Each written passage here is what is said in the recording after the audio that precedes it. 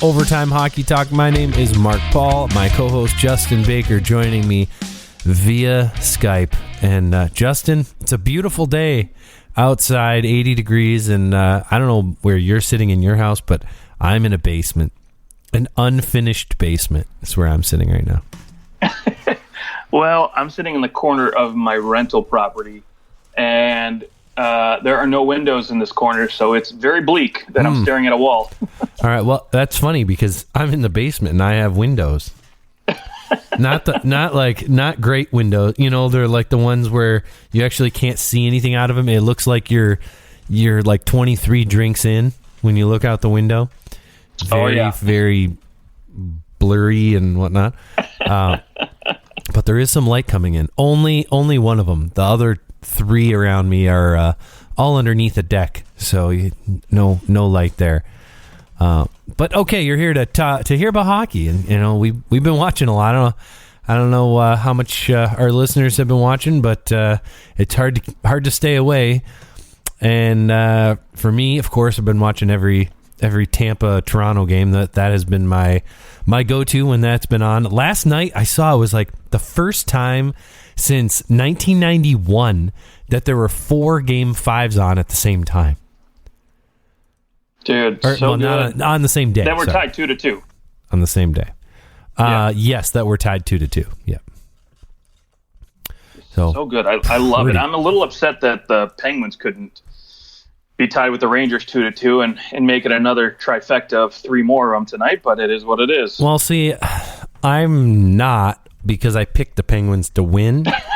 I picked them in 7, though. I picked them in 7. Well, you know, before we get to the playoffs at hand, let's just get to a couple of, I'll say, housekeeping items. First is Barry Trotz, fired from the New York Islanders. I mean, get us to the third round a couple years and miss the playoffs, and now you're done. So Barry Trotz out as the head coach of the Islanders. What do you think of this? Dude, I'm not really that shocked, to be quite honest. I mean, we're talking about the same Lou Lamoriello that fired Claude Julien from the Montreal Canadiens when they were number 1 in their division, right? So this is a guy that won't, does not care about timing or how good or how bad you've been. He'll let you go, right? But I mean, to look at the Islanders as a whole, right? This season, I don't want to say it's kind of a wash, but when you basically spend, the first half of your season on the road and you're trying to, stay competitive with the rest of the NHL, it's a difficult task. And I got to commend Barry Trotz, what he did with a team that, in my opinion, didn't have a lot of talented players. I mean, they were, in my opinion, a bunch outside of maybe Matthew Barzal. A bunch of second-line guys at best that were playing on this team, and he coached him up He coached him up good there, Yes, say it. And he took a bunch of no-name defensemen, right, and turned them into just top 2 pairing guys, all up and down that. And Varlamov, who was just, in my opinion, I mean, he was a good goaltender, but he wasn't great, and goes into New York and gets his deal. Barry Trotz comes in and basically says, okay, cool, now you're going to be an elite goaltender, a top 10. And, I mean, gosh, the system he ran in there, it squeezed every ounce out of every one of those players. All right, no, go ahead. Oh, I was going to say, because, of course, there's lots, Barry Trotz, we know what he brings to the table. I want to get your thoughts on where you think he's going to go. Because, he is... I won't say at his peak. Remember, this guy, he can't do anything right. He wins the cup, gets fired. Well, doesn't get re-signed. And then he takes his team to 2 Final Fours and then just misses the play. Misses the playoffs in a really weird year. Like, we can all brush this year off for the Islanders. I think pretty reasonably, especially since Lou Lamoriello did nothing at the deadline. To me, that was a vote of confidence. That was a, hey, this is a fluke. So we'll figure it out in the off season. Well, obviously this is them figuring it out in the off season. But this guy is still maybe top 5 coach in the NHL. Yeah, without a doubt. Where is he going to go? Because I mean, I would think that any team without a head coach or any team that was considering letting their head coach go has now shot them a quick text to let them know that if Barry Trotz is willing to come in, they're going to get fired. Yeah, I mean, listen, there's probably no shortage of teams with or without head coaches solidified right now that are calling, right? I mean, you could obviously the candidates like, Chicago or Detroit, I'm sure have probably made their inquiries already. A team like Winnipeg, for example, they need a head coach. His hometown, too. Yeah, from Manitoba, right? That would be a good fit, a bunch of veteran guys that he could probably squeeze a little bit more out of, because Winnipeg's been a team to me that I always, year in and year out, I just look at them and I'm like, man, I expected more out of this team. I wanted more out of Winnipeg. Even when they were good and in the playoffs, you go, oh man, they lost in the second round. I expected them to go to the final. Like they were that good at one point, a couple years ago. So here's the thing though that I propose to you, because this is what I think is going to be more intriguing is, this first round of the playoffs, there's going to be a handful of teams that really were good teams that probably could have gone, to the conference finals, could have made it deep in the playoffs had it not been for their matchup in the first round, that maybe could look at Barry Trotz and say, you know what, we want to make a change. For example, Florida Panthers, right? If they get eliminated by the Washington Capitals here, you think they're going to look at Barry Trotz and be like, we could bring this guy in, or we could go with, Andrew Burnett, who maybe wasn't ready to be a head coach and just took over at, the wrong time. And so we're going to bring this guy in now and give Trotz a chance to get a little bit more out of this group, because, man, wouldn't that be something? But I mean, honestly, I think right now, if you're a betting man, I think the odds-on favorite right now might be Winnipeg, just because that's his hometown, and he's also looking for management opportunities. And the way Kevin Cheveldayoff's been the last few years, I think maybe there might be an opportunity for him to get more of a voice in that in that management structure. That's an interesting. I didn't hear that. Is that something that you heard, that he was looking for like management opportunities? Yeah, I think that was Elliot Friedman texted something about that. Oh, okay. Like tweeted when he was fired. So, gotcha. Well, yeah, that would be interesting. I also thought, I texted this to my brother. I said, if the Leafs happen to lose to Tampa, I think it's almost assured that you're going to fire Sheldon Keefe. If you could get Barry Trotz in Toronto, you would fire him. If you thought you had a shot, he's gone. And now after last night's comeback victory, you got to feel a little better. But thus far, Sheldon Keefe, Mike Babcock, doesn't matter who it was. They have this group. That Leafs group is like 1-8 when they lead a series since 2017. That, and the other thing they're working against, Tampa Bay has only won 17 games in a row in the playoffs after losing a game. I mean, that stat you know what that means. Unbelievable. It's unbelievable.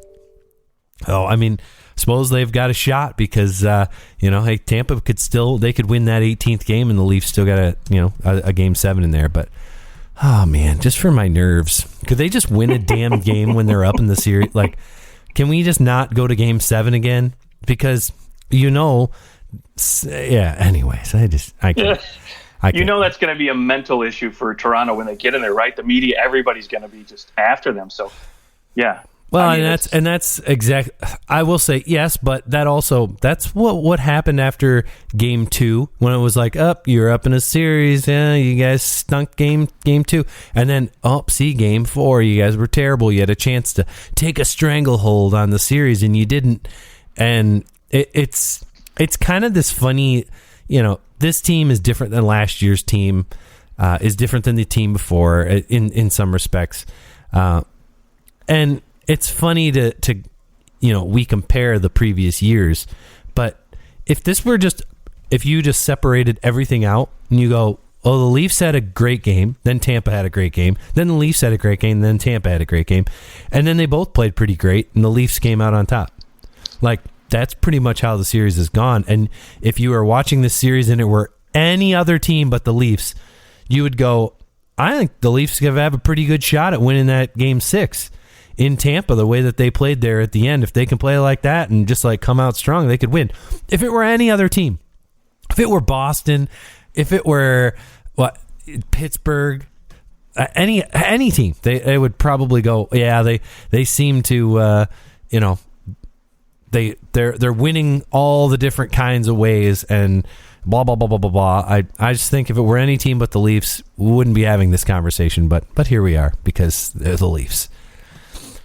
Oh, Barry Trotz, you think he'll go to Winnipeg? That's the odds-on favorite. Now that's where I don't want him to go, but you want him. No, I don't want him to go to Florida because honestly. Oh no, I want him to come to Detroit. Are you kidding me? Oh, okay. Well then I think if you're going to take the next step as a franchise, right? You bring in a veteran. I mean, Steve Yzerman's come out and said he wants a veteran voice behind that bench. He doesn't want a rookie coach like he did with John Cooper. Would he hire Joel Quenneville? Oh no, God no. You don't think so? Oh no, you're not going down that road. That media circus that's going to follow with him. So. Apparently, he's. There are many teams asking about him to come back. I mean, hey, if he's because he's been taking classes, Yeah, I mean, eventually, but taking some classes. I don't know if Joe what do they Quenneville's teach the guy in for that Detroit. class? Hey, when someone comes to you and says, "That guy over there, he touched my dick," and what are the questions on the test? True or false? How big is it? Ignore their plea. That's a pretty easy false, I think. Anyways, so okay, yeah, I that would be fun. Barry Trotz to Detroit. I think that he would.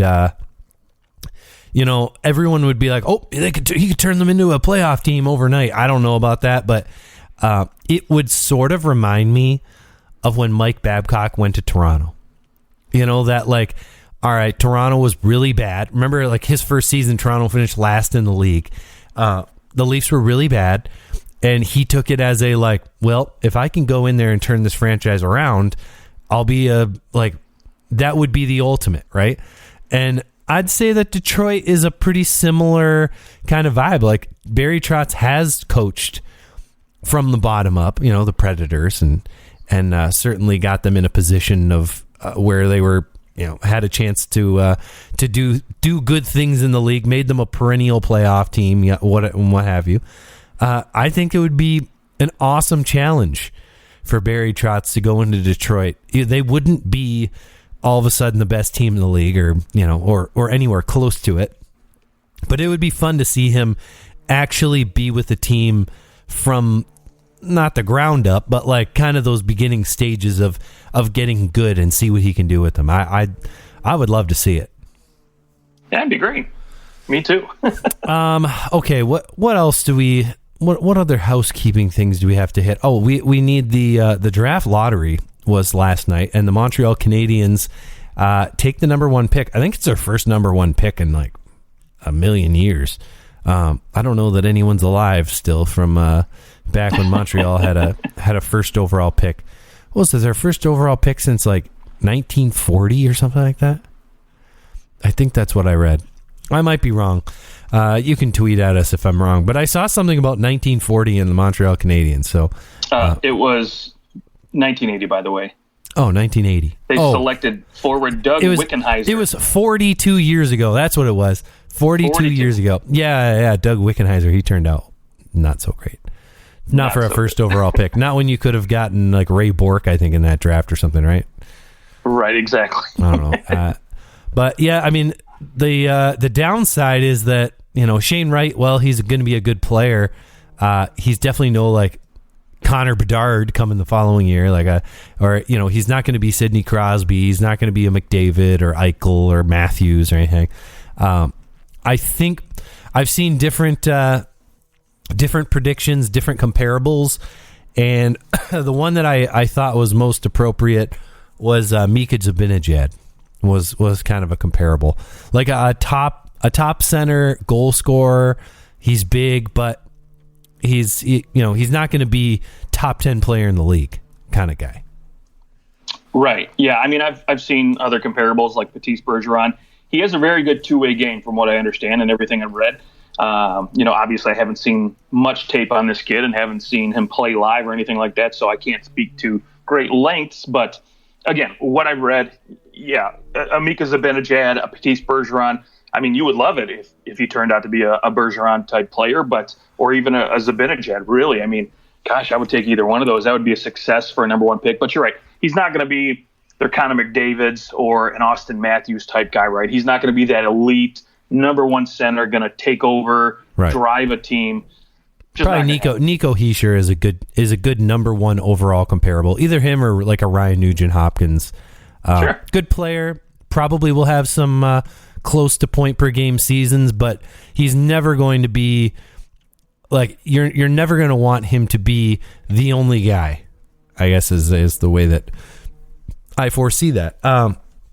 Not that the league really goes that way anyways. There's very few high-end players that just play by themselves with like crappy line mates. It just doesn't work. You got to have at least one other guy. The New Jersey Devils move up, speaking of Nico Hischier, and they'll have the opportunity to you can take Slavkovsky, who is the number one for international skaters, and he did really well in the Olympics. I think he was most valuable player of the tournament in the Olympics. So you've got a good European player, a good winger for the New Jersey Devils to take, kind of add to that bevy of centers. And of course, once again, the Arizona Coyotes, nothing good happens to them in the lottery. But we'll talk draft later. But it's, I guess, I'm happy for Montreal because after all the crap that happened this year with Carey Price and Shea Weber and all this, that they'll get to have a good player up there, and maybe they're finally have a top center, a real true top center on Montreal. It's been a minute. Like, who's the last true number one center that they had on their team? Like, we're not Philip Deneau, not a number one center. He's Koivu, maybe. Maybe. I mean, I guess you could go. Was Plekanec a center? Thomas yes, he was. I mean, that's about as close to a number one as they've had, right? Like, not that he was anything real special. And he fits the mold, right? That he's that two-way center that can chip in some offense. Yeah. Right? I mean, that's what you might be getting. And, I mean, hey, look, I think Shane Wright and Nick Suzuki would be a very good 1-2 punch to have. And you don't have to, categorize one guy as your top line guy and the other as the second line. You could roll either one out at almost any time. So I think that's a great number 1-2 punch to have if you're Montreal. There we go. Last little note. This does have to do with the playoffs, but Darnell Nurse suspended for Game 6, so that's a big blow. He headbutted Philip Deneau in Game 5. I don't know if you saw that. Stupid. But he'll be suspended, and the Oilers must win in order to force a Game 7. Pretty exciting game. That Game 5 last night, the Oilers coming back, and they just couldn't close it out there in OT. But LA has, and it's interesting because you got LA and you have Dallas, the two teams that everyone went, nah, not going to happen. Sorry, guys. They both have basically done the same thing, just made it boring as shit, and they've been winning. Those two series have been very boring at times. Especially that Calgary-Dallas series has been real draggy at times to watch. But that's the way those teams win in the playoffs. Like, they don't have any other choice. But, yeah, that Darnell Nurse won't be there for Game 6. So that's a very big blow for the Oilers. Yeah, speaking of, blows to the defense, right? I mean, you've got L.A. who brings in a defenseman off, just the scratch list in Troy Stetcher, and he puts up 4 points in 2 games. Just killing it for LA, and what a pickup from Detroit that was. From Detroit, yeah, I was going to say it's in Detroit. And then the opposite side, right? You lose your top guy on defense. If you're Edmonton, listen, Mike Smith has done a great job at that, keeping them in these games in front of that net. He's been, he's got great numbers to show for it. He's had a little bit of a gaffe, and I think it was Game 2 or whatever it was where he gave the puck away just stupidly. Game 1. Yeah, that's what it was. But other than that, he's been rock solid for this team and giving them a chance every night. It's just, Edmonton is just getting stifled by LA. They like to play that quick north-south game, and Edmonton and LA is just really clogging things up for them, not giving them, a lot of opportunities. And, Connor McDavid, only 2 goals. I mean, granted, yes, he does have the points to go with it, but as far as assists are concerned, 2 goals, that's not enough for me. Their backs are against the wall now, and they're going to have to do it without their top defenseman. So, Mike Smith's going to have to stand on his head a little bit more. And I mean, luckily for them, they're not facing a potent, a big offensive powerhouse or juggernaut, really. So, they might be able to survive this one, but we'll see. And then I'd be interested to see what happens if they lose this series. The ramifications in the offseason are going to be fun for me to watch. Another possible location for Barry Trotz, apparently. Absolutely. Okay, well, let's talk Nashville, Colorado, because it is the one series that is done. Colorado eliminates the Predators in 4 games. Only one of those games, I think, was a 1-goal game. It was a very lopsided series. What did you take from this series? I mean, my first impression was, boy, they are missing UC Saros. They just they looked pedestrian without him. I mean, it was, yes, I liked what I saw out of Matt Duchene, Granlund, Forsberg, these guys. I mean, Forsberg did take a while to get going and score some goals, but for the most part, I mean, look, they had their top guys playing all right. They weren't playing otherworldly like they would have needed them to get past this. Well, what the heck are you going to do? Team. What are you going to do when you've got a freaking defenseman with 3 goals and 10 points in 4 games? I mean, Cale Makar only on pace for to break the record in points in the playoffs. Dude, I mean, listen, he's going to face some tougher goaltenders as these playoffs go along. Yes, so I don't think he's going to have it as easy. But I mean, still, you got to give credit where credit's due. Colorado just played their game. They came at you hard and fast, and really, it was a one-sided show. I mean, I don't really know what to say that isn't obvious. That just they were outmatched, outplayed, and just out everything. Yeah, maybe the more interesting conversation is actually, okay, so the Preds, they held on to Filip Forsberg to be able to make the playoffs. They made a decent push at the end. They make the playoffs. UC Saros, let's just say it this way. They pushed him and used him as they should, because he is a top goaltender in the NHL this season. And 67 games of regular season play is just insane. It's too much. And it showed. They paid the price for playing him too much in the regular season. And now he's he's hurt, doesn't play the first round at all, and really your entire playoff run was screwed from the start. Not even because you pulled the Avalanche. I mean, really they're 1 goal away from winning game 2. They could have, you get a nice bounce in OT, and suddenly it's 1-1, and the series feels completely different. Especially heading back to Nashville, you might have had a shot if you had UC Saros, but without UC Saros, you just knew this series was over before it even started. They weren't going to be able to hold back all the waves that Colorado can splash on you without having somebody who can stand on their head for 60 minutes. You knew they were going to lose. So, yeah, they sacrificed Juicy Saros to make the playoffs, and that's that. And now the question becomes, did you also sacrifice the resources and the assets you could have gotten had you traded Filip Forsberg at the deadline? And yeah, you might have missed the playoffs, but what does the future hold now for the Nashville Predators? Yeah, I mean, I will say Forsberg has come out since that playoff series has ended that he wants to stay in Nashville. That's his priority, right? But I agree, and I think he's made that clear all along. He wants to stay in Nashville. The ... but is, I mean, yeah, I'm willing to stay in Nashville if they give me this much money, right? Like, if they're going to give me the same amount that I could get elsewhere, or pretty damn close. Yeah, and luckily for him, right, there's no state tax in Tennessee.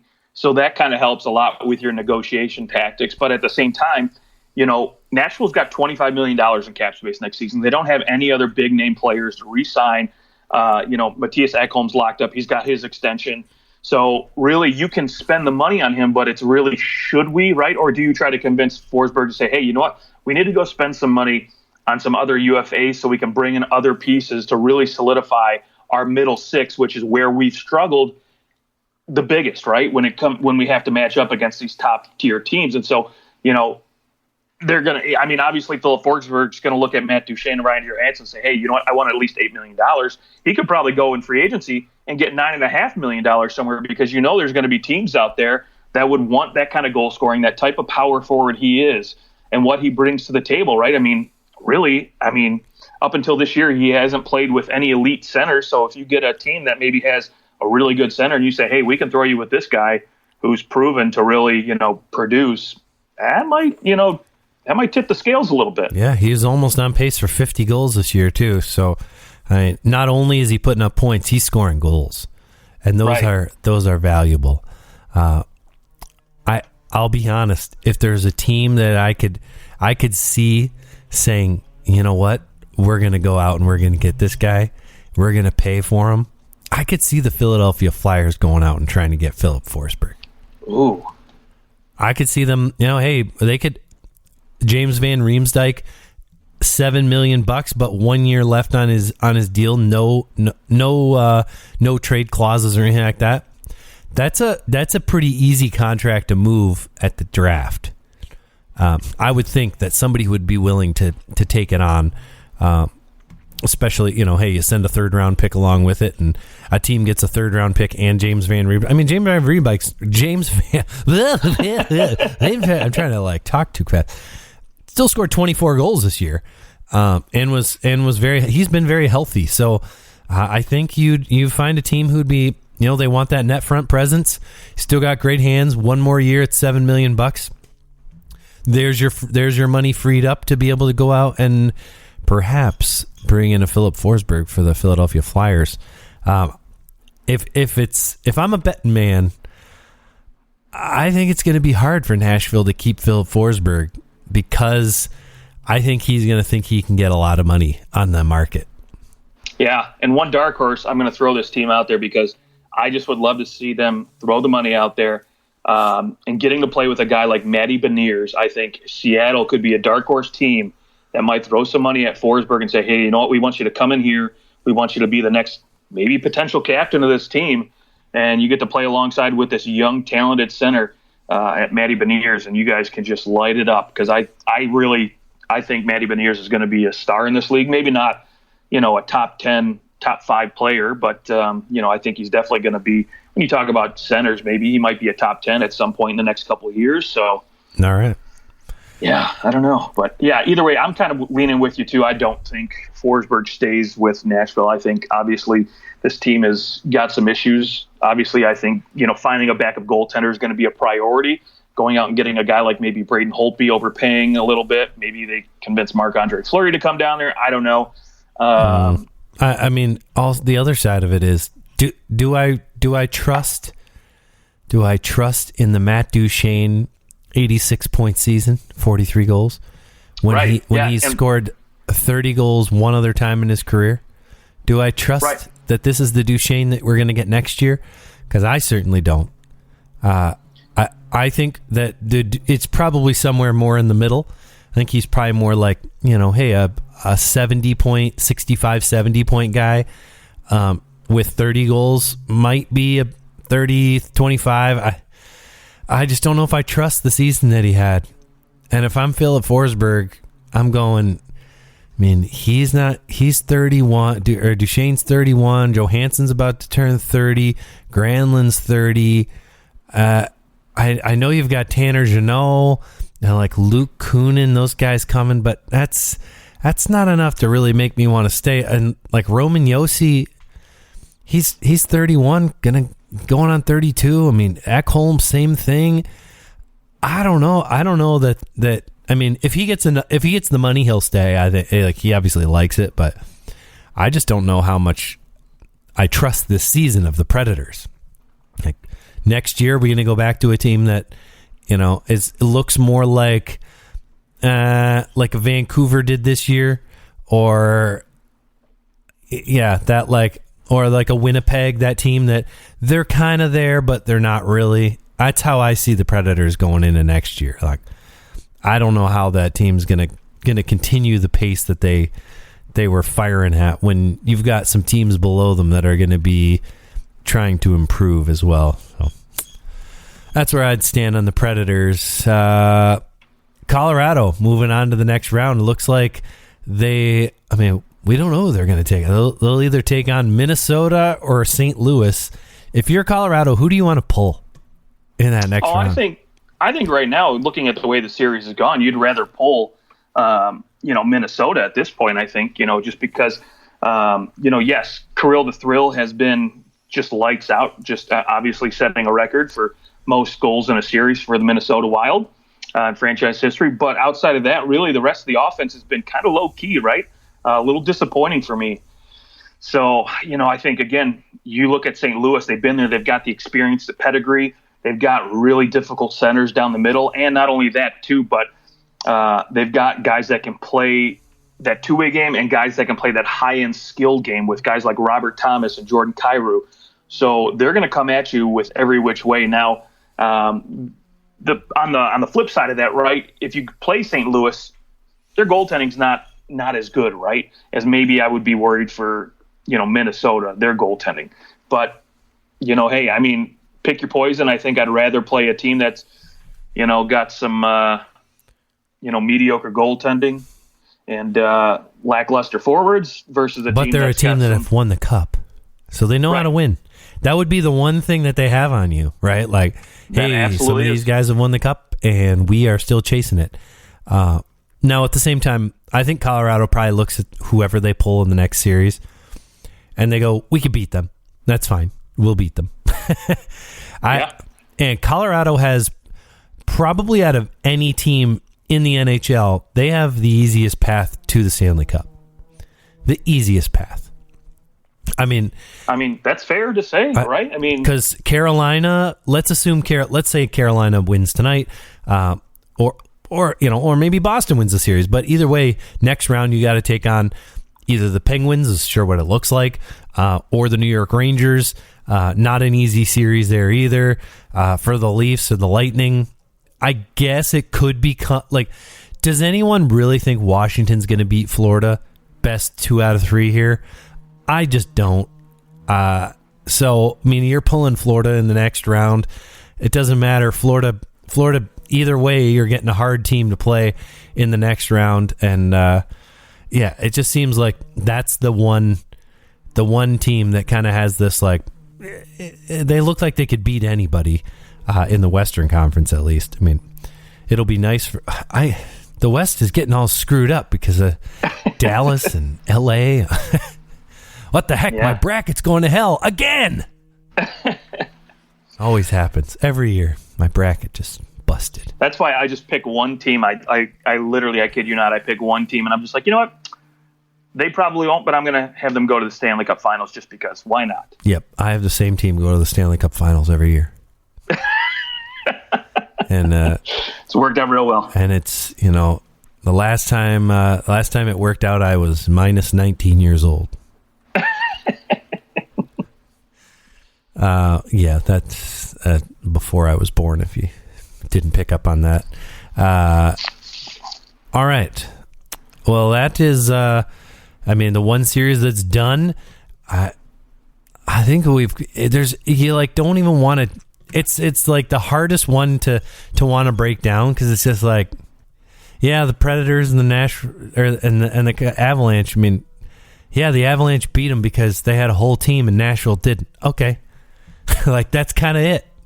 And right. and now it'll be, I think, a little more interesting to break down some of these other series once the dust really settles from them, because there are some good teams that have spent resources to win this round, and somebody's going to lose, and there are some potential heads rolling if there is a loss. So we'll see what happens here in the coming days. Justin, any final thoughts before we sign off this evening? Yeah. Well, just one little last comment on the Nashville Colorado series. Oh, yeah. Tanner Jeannot, right? 0 penalty minutes. Finished 3rd in the league this year in penalty minutes. I expected just a chippier game out of him, maybe to slow Colorado down. I don't know if he just couldn't keep up or what, but too bad. Yeah, that's the first playoff experience, and you got a little nervous maybe. You got schooled. Well, Tanner Jeannot, start taking penalties. Come on, bro. But, I mean, yeah, I agree. You're like hoping, your team's down in the series. Get in a fight. Do something, right. Just shake things up. Wake your team up. Do something to piss the other guys off and hope they make a mistake. Anything. I don't disagree. Playoffs come and you got to go a little old school sometimes. So come on, Tanner. What the heck? He'll have another chance, but not next year if he's on the Predators, because they're going to miss the playoffs next year. Put it down. All right. Right now, making my playoff predictions for 2023. Yeah, I might be rescinding that. I don't know. But Justin, I hope you have a great rest of your evening. To our listeners, thanks for listening today. You can find us on Twitter at OT Hockey Talk. And until the next time, enjoy that playoff hockey.